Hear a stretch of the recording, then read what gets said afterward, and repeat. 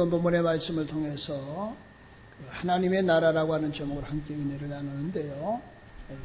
좀 다른 말로 풀어헤치면은 가난한 마음에 임하는 하나님의 나라입니다. 가난한 마음에 임하는 하나님의 나라다. 이 말씀을 통해서 피자 은혜 나누고자 합니다. 우리 앞에 뒤에 옆에 분과 우리 인사하실 때 주 안에서 사랑합니다, 축복합니다 하면 인사합니다. 주 안에서 사랑합니다, 예, 축복합니다. 예.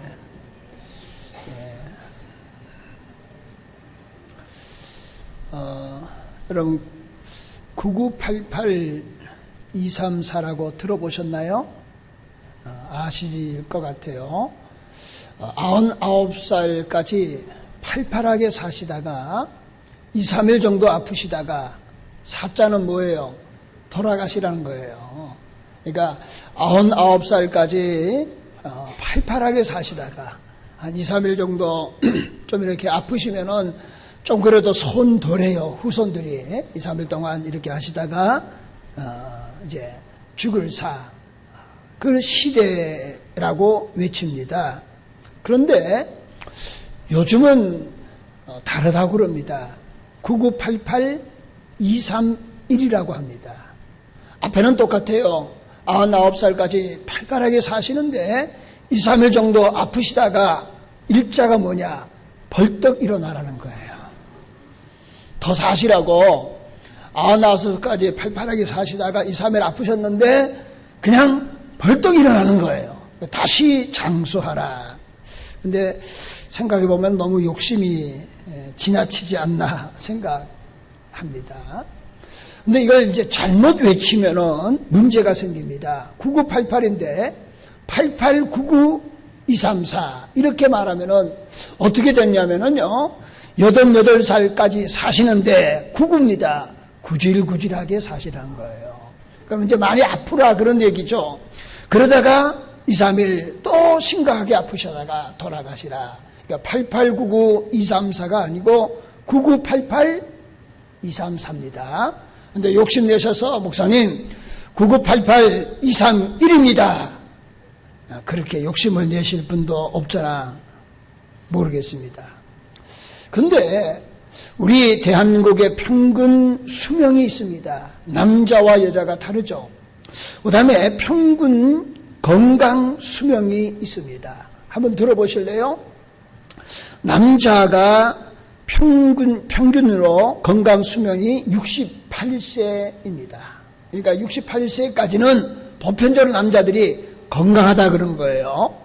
여자의 평균 건강 수명은 75세입니다. 그러니까 75세까지 팔팔하시다 그거예요. 남자와 여자가 많이 차이 나요. 이런 거 보면 내가 여자로 태어났으면. 그런데 자, 평균 수명은 다릅니다. 남자는 75세예요. 여자는 82세입니다. 그러면 어떤 결론에 도달하냐 그러면은요, 남자 같은 경우를 한번 볼까요? 건강 수명이 68세예요. 평균 수명이 75세입니다. 그러면 조금 넉넉 잡고 10년 동안은, 그러니까 68세까지는 건강하시는데 그냥 죽을 병은 안 걸린 거예요. 그러면은 75세가 되면은 돌아가시면은 10년 동안에는 여러 가지 뭐 한다는 겁니까? 병치료를 한다는 거예요. 그게 평균 수치예요. 여자분 같은 경우도요, 자, 건강 수명이 75세입니다. 근데 평균 수명이 몇이라고요? 82세예요. 거기다 좀 2, 4년 더 보채면은 남자나 여자나 평균 한 10년 동안 아프다가 돌아가시게 된다. 그런 거예요. 우리 욕심 부리지 마시고요. 하나님 은혜 가운데 무명장수 건강하게 사시다가 또 이 땅을 살아가는 동안에 하나님 우리에게 맡겨주신 사명 잘 감당하다가 하나님께 부를 받기를 소망합니다. 그래서 우리 제주평안교회는 9988-231이 아니고 8892-234가 아니고 9988-234로 모두가 은혜가 있기를 예수님의 이름으로 축원합니다. 요즘 날씨가 무더우니까 건강이 중요하다 그렇게 생각해요. 오늘 낮에 이제 아마 교회 오시면서 엄청이 뜨겁죠. 여러분 이제 차를 주차시켰던 분은 여러분 이제 가시면서 주차 안이 아마 엄청이 뜨거울 것 같아요. 이런 뜨거운 여름 날씨 가운데 여러분 건강 늘 하나님의 은혜 가운데 지켜줄 그런 은혜가 있기를 축원합니다. 자, 그럼 오늘 이제 본문을 보는 거예요. 자, 본문의 1절에 이렇게 본문이 시작합니다. 예수께서 무리를 보시고 산에 올라가 앉으시니 제자들이 나오는지라. 이걸 한번 그림을 그려보세요. 어릴 때 여러분 옛날에는 다 달력이 카렌다가 그림이 뭐였죠? 성하였어요. 근데 마태복음 5장이 산상수훈 팔복이라고 그래서 그 팔복에 대해서도 여러분 달력에 성화가 많이 어릴 때 많이 본 것 같아요. 예수님이 자, 팔레스타인은 높은 산이 별로 없어요. 그러니까 우리로 말하면 야산 언덕이에요. 자, 언덕에 물을 보시고 앉으시니 제자들이 나왔다. 그러니까 예수님이 언덕에 앉으시고 제자들이 제일 앞에 앉고 그다음에 많은 무리들이 이제 밑에 이렇게 쭉 앉은 그림이 연상되는 것 같아요. 그러면은 본문의 말씀은 아주 평범하게 시작되는 말씀 같아요. 근데 실상은 그렇지 않다는 거예요. 자, 1절이 예수께서 무리를 보시고 산에 올라가 앉으시니 제자들이 나왔다. 자, 예수님이 산에 올라가서 앉으셨다. 자, 앉았다라고 하는 의미를 한번 생각해 봅시다.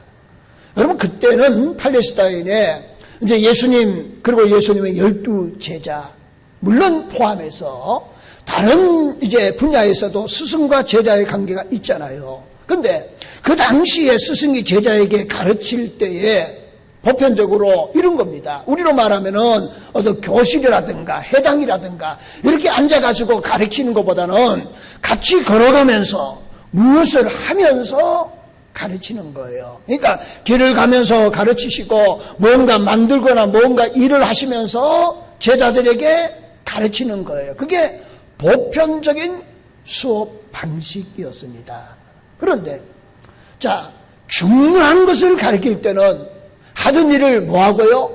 멈추고 걸어가던 일들을 걸어가는 발걸음을 멈추고 그보다 더 강력한 의미는 어떻게 하고요? 자리에 앉으시고 그러니까 이거는 너무나 중요하다는 거예요. 그렇기 때문에 걸어가던 발걸음을 멈춰야 되는 거예요. 하던 일을 멈추고 그러고로 말씀해야 된다는 거예요.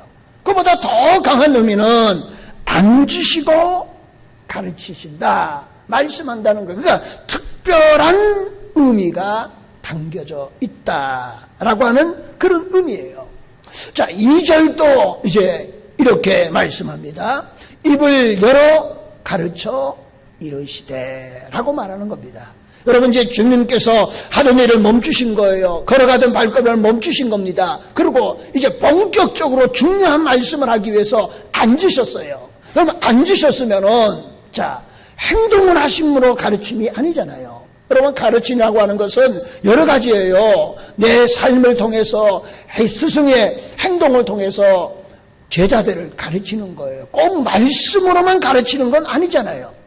그런데 앉으셨다고 하는 얘기는 이제 말씀으로 가르치는 거예요. 그러기 위해서는 뭐 해야 됩니까? 입을 열으셔야죠. 근데 당연히 입을 열어 가르치셔야 되는데 왜 여기 본문의 말씀에 그냥 앉으시사 제자들을 향하여 가르치시기를 이렇게 나가도 되는데 굳이 입을 열어 가르쳐 이르시되 왜 입을 열었다라고 표현했을 것인가 하는 거예요. 그냥 재미로 그렇게 한 것은 결코 아니다라고 하는 거예요. 그러면은 이게 무슨 의미가 있는가 하는 거예요. 왜 굳이 입을 당연히 열으셔야 말씀을 하시는데 입을 열어 가르쳐 이르시되 입을 열었다고 표현했을 것인가 하는 거예요. 그 의미는 예수님이 자리에 앉으셨다. 이거는 평범한 지금까지 하는 내용보다는 차원이 다른 중요한 그런 핵심을 말씀하시겠다. 그런 의미가 있다면은 입을 열어 가르쳐 이르시되 입을 열었다라고 말하는 말씀은 이런 거예요. 지금 주님이 하시는 말씀은 조금 더 강력하게 세상을 바꿀 만한 내용이다, 진리이다 하는 말씀이에요. 입을 열어 가르쳐라고 하는 얘기는 지금 주님이 말씀하신 그 말씀이 내 인생을 송두리째 바꿀 만한 중요한 그런 말씀이다 하는 거예요. 그러므로 그 순간을 말한다고 한다면 이런 의미가 있어요. 이 순간은 그러니까 예수님이 자리에 앉으셔서 그리고 입을 열어 가르쳐 이르시되 입을 열었다고 하는 얘기는 이 순간은 위대한 순간이다 하는 거예요. 일생일대에 이런 순간은 다시 경험할 수 없는 그런 위대한 순간이다 라고 하는 거예요. 그러면은 왜 주님이 걸어가신 걸음을 멈추시고 왜 하시던 일들을 손길을 멈추시고 앉으시면서 그러면서 2절에 입을 열어 그걸 반복해서 가르쳐라고 하는 의미와 입을 열었다는 것이 어떤 의미면 반복 의미 아니겠습니까? 그 강조하는 거예요. 그게 정말 일생일대에 내 인생을 뒤집을 만한 변화시킬 만한 중요한 말씀을 하시겠다는 거예요. 그러면 그게 이제 3절로 연결되는 거죠. 3절이 이렇게 말합니다. 심령이 가난한 자는 복이 있나니 천국이 그들의 것임이요 라고 하는 거예요. 자, 저기 이제 3절을 통해서 여기 중요한 단어가 세 단어가 나옵니다. 심령이 가난하다. 첫 번째 가난이라고 하는 단어의 중요성이 나와요. 두 번째는 가난한 자가 뭐가 있다고요? 복이 있다는 거예요. 그래서 복이라고 하는 의미가 무엇인가 하는 거예요. 세 번째는 심령한 자는 복이 있나니 천국이 그들의 것입니다. 천국이라고 하는 의미. 누구의 것인가? 천국의 의미는 무엇인가? 라고 하는 말씀을 통해서 함께 은혜를 나눌 수 있는 시간이 되기를 소망합니다. 첫 번째는 가난한 거예요. 심령이 가난한 자는 복이 있나니 이 가난이라고 하는 거예요. 여기 이제 가난이라고 하는 것은 헬라어로 말하면요 포토코스라고 하는 단어입니다. 포토코스라고 하는 단어는 쉽게 말하면요 찢어질 정도로 가난한 거예요. 뭐 가난해도 그냥 나 가난합니다. 그게 상대적일 수 있어요. 어떤 분이 목사님 나 가난해요. 그런데 아파트가 번듯이 있어요. 근데 왜 가난합니까? 그러니까 내 주위에 있는 사람들은 더 큰 평수에 산다는 거예요. 상대적으로 나는 가난하다. 예, 그런 상대적인 가난이 아닙니다. 찢어질 정도로 가난한 거예요. 쉽게 말하면은 구약의 견으로 말하면요 빚을 많이 지면은 그 빚 때문에 뭐 해야 되면 본인이 그 집에 종살이 해야 돼요. 그리고 빚이 너무 많이 지면은 자녀들까지 종살이 해야 돼요. 그래서 하나님께서 안식년 신년을 주신 거예요. 그때가 되면은 빚이 어쩌지 얼마큼 남았더니 다 원위치로 돌리라는 거예요. 토지도 원위치로 돌리라고 하는 거예요. 그 정도로 가난이라고 하는 의미는 이런 거예요. 뭐 밥 한 끼 못 먹을 정도 그보다 더 가난한 상태를 의미하는 거예요. 그러니까 요즘에 말하면은 화폐가 중요하잖아요. 그러니까 땡장 한 입 없어요. 그걸 말합니다. 그러면 이 가난이라고 하는 의미를 성경에서 가장 잘 묘사한 인물이 있습니다. 제가 한번 소개해 보겠는데요. 먼저 성경 말씀을 한번 읽어보겠습니다. 누가복음 16장 19절에서 21절 말씀이 이렇게 말합니다. 한 부자가 있어 자색옷과 고운 옷을 입고 날마다 호롭게 즐기더라. 그런데 나사로라 하는 이름하는 한 거지가 현대 투성이로 그의 대문 앞에 버려진 채 그 부자의 상에서 떨어지는 것으로 배불리워하며 심지어 개들이 와서 그 헌대를 핥더라 하는 거예요. 그러면은 이 거지 나사로 얼마나 불쌍한 사람입니까? 남의 대문 앞에 있는 거예요. 대문 앞에 있으면 여러분 물론 그리스도의 사랑으로 용납하고 사랑하고 해야 되겠지만 여러분 집 앞에 어떤 거지가 말입니다. 아예 자리를 잡고 그냥 365일 동안 계속 있어 보세요. 얼마나 불편하겠습니까? 그러잖아요. 혹시라도 중간에 몇 년 살다가 집을 팔고 가야 되는데, 근데 그 집이 가격이 나가겠냐고요.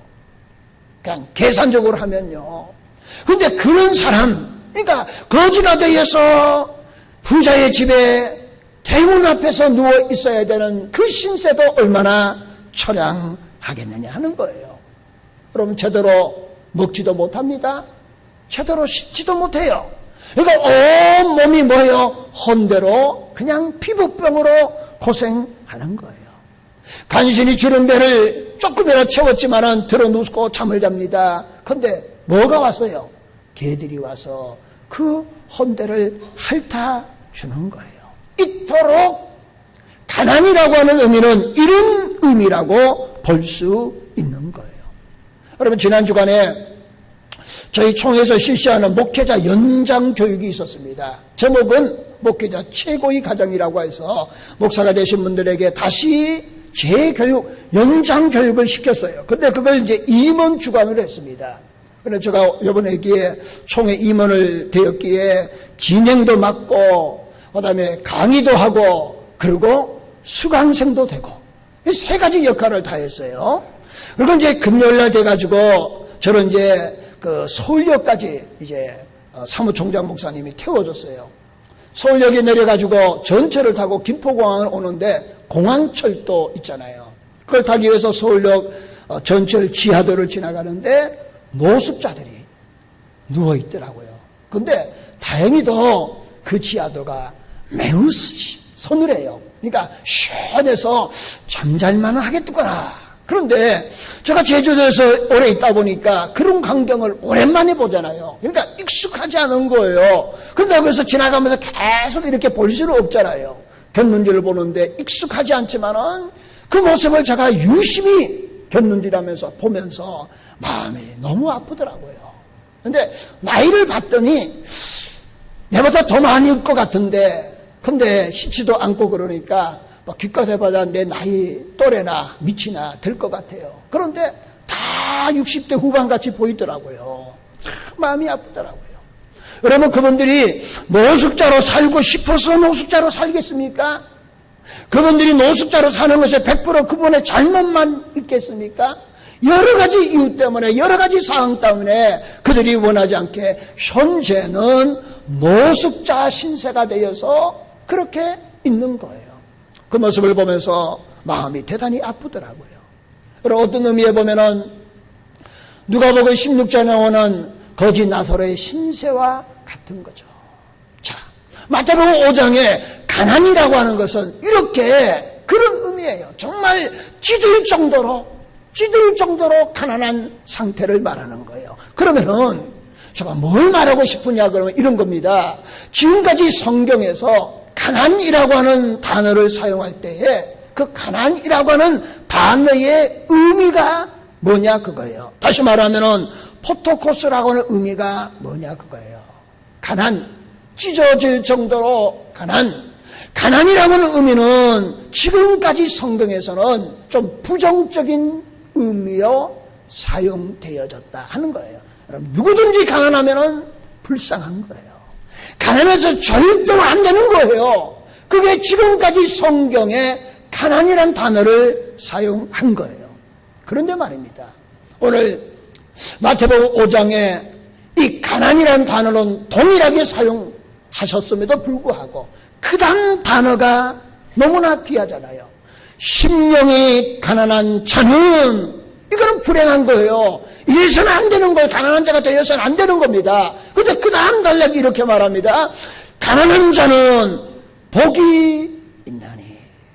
이게 부정적인 가난이 긍정적인 가난으로 복 있는 자로 바꾸어진 거예요. 그러니까 예수님이 오늘 마태복음 5장에 우리에게 말하고자 하는 내용은 이런 말씀이에요. 지금까지 성경에 사용되어졌던 단어, 지금까지 우리가 생각했던 가난이라고 하는 어떤 이미지, 이것을 뛰어넘는, 우리의 상식을 뛰어넘는 예수님의 가르침이시다 라고 하는 거예요. 그건 뭐냐? 심령이 가난한 자는 복이 있다는 거예요. 이게 뭐냐? 우리의 마음이 가난해질 때에 복이 있다는 거예요. 이 얘기는 다른 말로 말하면 이런 겁니다. 내 힘으로, 내 능력으로, 내가 지금까지 쌓아온 여러 가지 경험으로 이것으로 나는 살아갈 수 있다.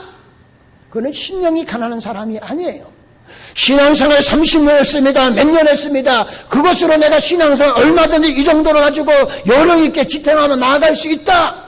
그런 마음을 먹는 사람은 심령이 가난한 자가 아니라는 거예요. 다른 말로 말하면 그런 자는 심령이 부유한 자인데 그런 사람은 복 있는 자가 아니라는 거예요. 예수님이 말씀하는 거예요. 내 능력으로 내 힘이 아니라 오직 하나님의 은혜가 아니고는 살아갈 수 없는 자다라고 하는 마음을 먹는 심령이 가난한 자가 복이 있다라고 하는 거예요. 그런 자가 하나님의 도움을, 가난한 심령을 가지고 하나님밖에 없습니다. 하나님이 도와주시지 않으면 나는 살 수 없습니다. 이렇게 고백하며 하나님의 도움을 간청하고 하나님을 바라볼 때에 하나님은 그런 자를 이 땅에서 가장 복 있는 자로 만들어 주실 줄로 믿습니다. 가장 행복한 사람으로 만들어 주실 줄로 믿습니다. 여러분, 이 땅에 가장 행복한 사람이 어떤 사람일 것인가 하는 거예요. 이 땅에서 가장 복 있는 사람이 누구일 것인가 하는 거예요. 여러분, 세상적으로 성공한 사람 아니에요. 능력 있는 사람 아니에요. 아니면 신앙생활 많은 경륜을 가지고 이것으면 충분하다고 생각하는 사람 아니에요. 이 정도 했으면 됐다 생각하는 사람 아니에요. 매 순간순간마다 오늘도 하나님 앞에서 심령이 가난한 자가 되어서 하나님의 은혜가 아니고는 내가 설 수 없다고 하는 신앙의 고백이 살아 역사하는 생명력 있는 신앙의 사람이 될 때에 그 사람이 복이 있는 사람이에요. 그 사람이 행복한 사람이에요. 여러분, 세상에 수많은 사람들이 있잖아요. 성공한 사람도 있고 출세한 사람도 있어요. 우리가 봐도 명예도 있고 권력도 있고 다 가졌어요. 다 행복할 것 같아요. 그런데 제가 종종 그래 말하잖아요. 그 사람의 창문을, 그 집의 창문을 열어놓고 안을 들어가 보면은 문제없는 가정이 없더라고요. 여러분, 사실 50보 100보예요. 거기서 거기에요. 뭐가 뭘 더 많이 가졌다고 더 행복하고, 여러분, 행복이라고 하는 건 손에 있지 않음을 우리가 잘 알잖아요. 그러면 하나님의 사람은 심령이 가난한 자가 될 수 있기를 예수님의 이름으로 축원드립니다. 하나님 없이는 살 수 없다. 하나님의 도움 없이는 살 수 없다. 하나님밖에 길이 없고 답이 없다. 이런 마음, 이런 신앙의 고백, 그게 바로 가난한 자다. 그런 사람을 하나님이 복되게 하실 줄로 믿습니다. 두 번째는 심령이 가난한 자는 첫 번째 아니겠습니까? 두 번째는 복이 있다 하는 거예요. 그러면 성경이 말하는 복이 뭐냐 그럽니다. 여러분, 우리가 한자문화권에 살 때에 복복자, 여러분 뭐 숟가락부터 시작해가지고 대문부터 시작해가지고 장롱부터 시작해가지고 온통 이불부터 시작해가지고 다 복자로 썼잖아요. 그런데 성경이 말하는, 그 당시에 말하는 복의 개념이 뭐냐 그러면 이런 겁니다. 여러분, 복은 지리적인 용어예요. 예를 들면은 제주도 안에도 제주시, 서귀포, 뭐 대정, 애월, 뭐 이렇게처럼 지명과 같은 지리적인 용어로 사용되는 단어가 뭐냐? 복이라고 하는 단어예요. 쉽게 얘기할게요. 여러분, 특별히 복이라는 단어의 의미는 사막과 연관성이 있습니다. 여러분, 사막이 어떤 곳입니까? 단 5분도 서 있기가 어려운 곳이 사막입니다. 모래판 아니겠습니까? 허벌판이에요. 얼마나 힘듭니까? 목이 마릅니다. 그러면은 살 길이 없는 거예요. 그런데 사막 한복판에 푸른 꽃과 나무가 울창해요. 풍부한 물이 있습니다. 거기를 뭐라고 그러시나요? 오아시스라고 부르는 거예요. 여러분, 그 오아시스를, 사막을 걷는 사람이 오아시스를 만나는 순간에 얼마나 감격적일 것이겠습니까? 모든 문제가 다 해결되는 거예요. 그러잖아요. 시원함도 해결받습니다. 생수도 마실 수 있습니다. 모든 것들이 다 일시에 해결되는 거예요. 그게 뭐냐? 복이라 그런 거예요. 여러분, 복 있는 사람이 어떤 사람이냐 그러면 이런 겁니다. 사막과 같은 인생의 길에 오아시스 되시는 예수 그대를 만난 자가 복인 줄로 믿습니다. 사막 같은 인생이에요. 풀과 꽃은 언젠가는 마르고 떨어지는 거 아니겠습니까? 인생의 부귀영화 언젠가는 떨어지고 시들고 그만 할 날이 오는 거예요. 그런데 내 인생의 이런 사막 같은 인생 가운데 오아시스 되시는 영원한 영생이 되시는 오늘 이 땅에 사는 동안에도 우리의 삶을 풍성하게 하시는 하나님 뿐만 아니라 영원한 하나님의 나라를 우리에게 주시는 오아시스 되시는 하나님, 그분을 만난 자, 예수 그대로 내 구주로 영접하는 자가 복 있는 자인 줄로 믿습니다. 그러면 세상에 복 있는 사람이 어떤 사람이냐? 오아시스 되시는, 생명 되시는, 구원자 되시는 예수 그대를 만난 자가 복 있는 자예요. 그래서 3절, 2절, 5장 1절, 2절, 3절 가운데 현대식으로 말하면 이렇게 읽을 수 있습니다. 참으로 복이 있도다 마음이 가난한 이여 정말로 행복하여라. 사막고다 같은 인생에서 오아시스를 발견한 이여 최고로 복되도다 마음이 가난한 사람이여. 여러분, 오아시스를 만날 수 있는 사람은 마음이 가난한 사람이 예수 그대를 만날 수 있다는 거예요. 사막에서 오아시스를 만나면 얼마나 감탄스럽겠습니까? 그래서 복이라는 게는 헬라어 가운데 최상급 감탄어라라고 하는 거예요. 여러분, 내 삶이 힘들고 어렵습니까? 내 신앙생활 가운데 기쁨과 감격이 사라졌습니까? 여러분, 오아시스 되시는 예수 그대를 바르게 만나지 못했기 때문이에요. 오아시스 되시는 예수들을 만나면은 여러분 신앙생활이 너무나 행복하고 즐거운 줄로 믿습니다. 기쁨과 감사와 감격으로 넘쳐나게 될 줄로 믿을 수 있기를 축원합니다. 여러분, 성경에 시편 33편 18절에 19절 말씀 이렇게 말합니다. 여호와는 그를 경외하는 자 곧 그의 인자하심을 바라는 자를 살피사 그들의 영혼을 사망에서 건지시고 그들의 굶주릴 때에 그들을 살리시는 도다. 우리의 영혼을 살리시는 예수 그리스도가 되십니다. 우리가 희망이 없습니다. 소망이 없어요. 답이 없습니다. 길이 없어요. 절망적입니다. 그래도 하나님은 우리를 도와주시는 하나님이신 줄로 믿습니다. 하나님이 나를 도와줄 때요, 그때가 최고 복 있는 순간이에요. 하나님이 나를 도와주실 때가 최고가 행복한 순간인 줄로 믿습니다. 이러한 진정한 행복과 이러한 진정한 복을 누리는 하나님의 귀한 백성들이 될 수 있기를 예수님의 이름으로 축원합니다. 세 번째는요, 하나님의 나라이에요. 3절이 말하자면 심령이 가난한 자는 복이 있나니 천국이 하나님의 나라가 그들의 것임이요. 가난, 복, 그리고 마지막에 천국, 하나님의 나라입니다. 여러분, 우리가 천국, 하나님의 나라, 하늘나라 그러면은 우리가 보편적으로 이렇게 생각하죠. 사람이 죽어서 가는 곳이 하나님의 나라이다. 물론 맞습니다.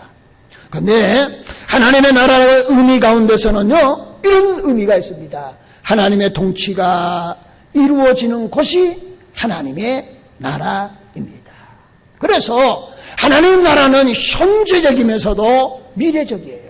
자, 먼저 미래적인 하나님의 나라입니다. 사람이 죽으면은 또 살아있는 동안에 주님이 오시면은 휴거당하여서 천국 갈 겁니다. 거기는 우리가 아는 것처럼 알곡과 쭉정이가 있지 않아요. 그는 하나님 백성만 가는 완성된 하나님의 나라 천국인 줄로 믿습니다. 여러분, 천국 못 가는 사람은 중간에 어디가 없어요. 방법이 없습니다. 지옥 갈 수밖에 없어요. 꺼지지 않은 유황불에 던져지는 거예요. 그게 미래적인 하나님의 나라예요. 그런데 하나님의 나라의 개념은 미래적인 하나님 나라 개념도 있지만은 현재적인 개념도 있다는 거예요. 지금 내 마음이 하나님의 통치를 받으면은 그것이 곧 뭐예요? 하나님의 나라입니다. 여러분, 우리 모든 평안가족들은 매 순간순간마다 성령의 인도하심, 그걸 다른 말로 하나님의 통치하심이에요. 성령의 인도하심을 받는 하나님의 나라가 이루어질 수 있기를 예수님의 이름으로 축원합니다. 그래야 돼요. 그래야 행복한 겁니다. 그래야 복 있는 사람이 되는 거예요. 그래야 능력 있는 신앙의 사람이 됩니다. 그래야 생명력 있는 신앙이 되는 거예요. 그래야 주님이 오시는 그날까지 멈추지 않고 우리의 사명의 길을 한 걸음 한 걸음 나아갈 수 있는 줄로 믿습니다. 그런 의미에서 여러분 주님이 부르시는 그날까지 여러분 내 마음대로 중간 결산하지 말고요. 내가 결산해보고 이 정도는 됐다 이제 그만하겠다. 그러고는 나자빠지는 것이 아니라 언제까지요? 주님이 오시는 그날까지. 내가 주님 앞에 서신 그날까지요. 그래서 제가 서론에 말했잖아요. 9988 뭐요? 1231입니까? 233입니까? 하여튼 뭐 알아서 선택하세요. 근데 9988 234 그때까지 하나님이 주신 사명 뭐 하지 말고 멈추지 말고 아멘. 주님이 나를 부르시는 그날까지 주님 서는 그날까지 우리는 사명의 사람이 되시기를 소망합니다. 여러분 성경의 마태복음 18장 2절 3절에 이렇게 말합니다. 예수께서 한 어린아이를 불러 그 가운데 세우시고 이르시되 진실로 너에게 이르노니 너희가 돌이켜 어린아이들과 같이 되지 아니하면은 결단코 천국에 들어가지 못하리라. 어린아이가 되지 아니고는 천국에 들어갈 수 없다는 거예요. 여러분 하나님 앞에 가난한 자가 됩시다. 순수한 깨끗한 신앙의 사람이 될 수 있기를 소망합니다.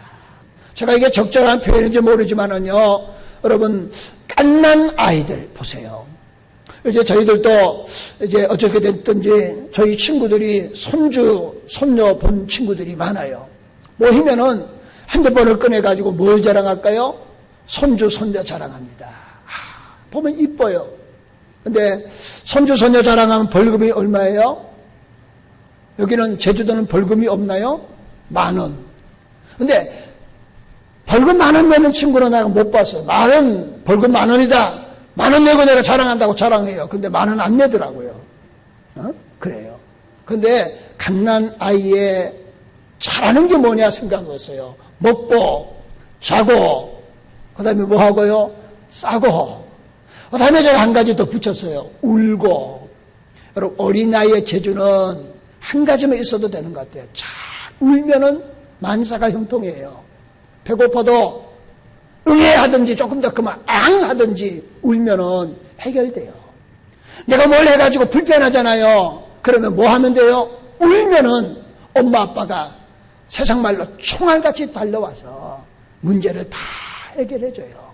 내가 뭔가 좀 몸이 컨디션이 나빠요. 그럼 뭐 하면 돼요? 울면 돼요. 울면은 병원에 데려가든지 다 열을 만져보든지 매사가 다 해결되는 거예요. 그 어린아이들은 그냥 울면은 부모가 알아서 해요. 간단합니다. 신앙생활을 어렵게 할 게 없어요. 여러분 하나님께 울면은 그 운다고 하는 것은 땡깡 부리고 뭐 이거 말고요. 여러분 하나님 앞에 가난한 마음을 가지고 하나님이 도와주시지 않으면은 내 배고픔이 해결할 수 없습니다. 하나님이 나를 도와주시지 않으면 내 불편함이 해결되지 않습니다. 하나님이 나를 도와주시지 않으면 내 육신의 질고가 해결되지 않습니다. 내 영혼의 문제가 해결되지 않습니다. 하나님 도와주세요. 응애 앙하고 기도하고 하나님께 부르짖고 하나님을 의지하면은 하나님이 이렇게 표현해서 죄송해요. 119보다 더 빨리 오실 것이고 총알보다 더 빨리 오실 하나님이신 줄로 믿습니다. 오셔서 우리의 불편함을, 우리의 아픔을, 우리의 배고픔을 우리 하나님이 다 해결해 주실 줄로 믿습니다. 그래서 마태복음 18장에 어린아이를 안으시고 너희가 어린아이와 같이 되지 않으면 천국에 들어갈 수 없다는 거예요. 여러분 교만하면 하나님을 볼 수 없어요. 하나님의 은혜를 맛볼 수 없어요. 그게 신앙의 진리이다라고 하는 거예요. 그런데 말입니다. 그게 왜 잘 안 되느냐 그거예요. 그냥 어린아이같이 순수한 마음으로 하나님을 의지하면 되는데 실상은 그러지 못하잖아요. 그러지 못하는 이유가 여러 가지 이유가 있겠죠. 자존심 때문에 그럴 수도 있고요. 체면 때문에 그럴 수도 있고요. 또 하나님 없이도 살 수 있다고 하는 그런 생각, 그 어리석은 미련함 때문에 그럴 수도 있다는 거예요. 그래서 그런 사람의 특징이 뭡니까? 내 힘으로 모든 것을 해결하고 싶어 하는 거예요. 그러다 보니까 진정으로 복 있는 사람이 되지 못하는 겁니다. 진정으로 행복한 사람이 되지 못하는 거예요. 그래서 부자도 권력자도 성공한 사람도 많지만은 그러나 결코 행복한 사람은 그렇게 많지 않다는 거예요. 여러분, 가난한 자가 되면은 복 있는 사람이 되고 행복한 사람이 될 줄로 믿습니다.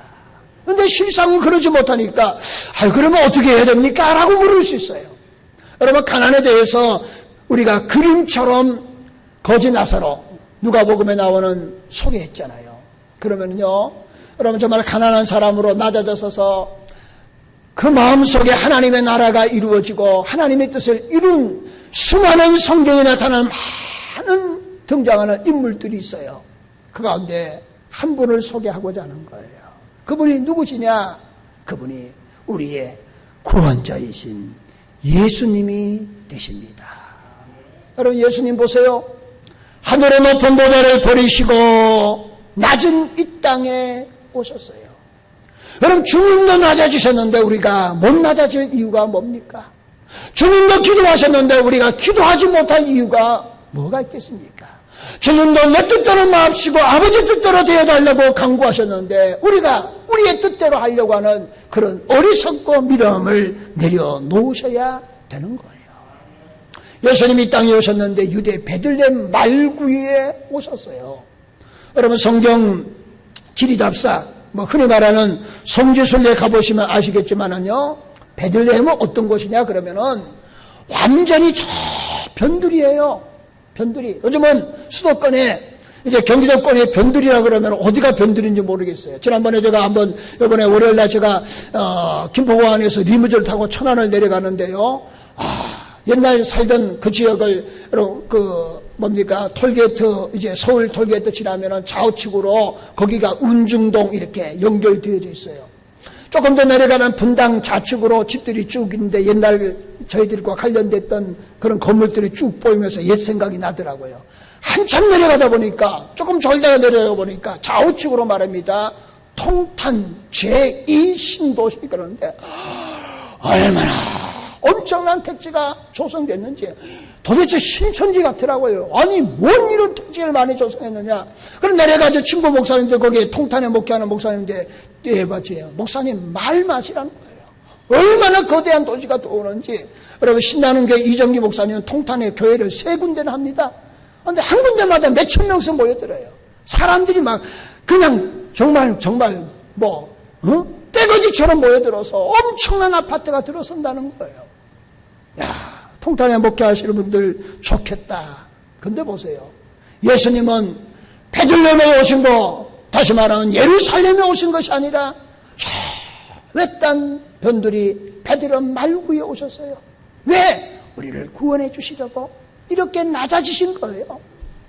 여러분, 우리도 얼마든지 낮아질 수 있는 줄로 믿습니다.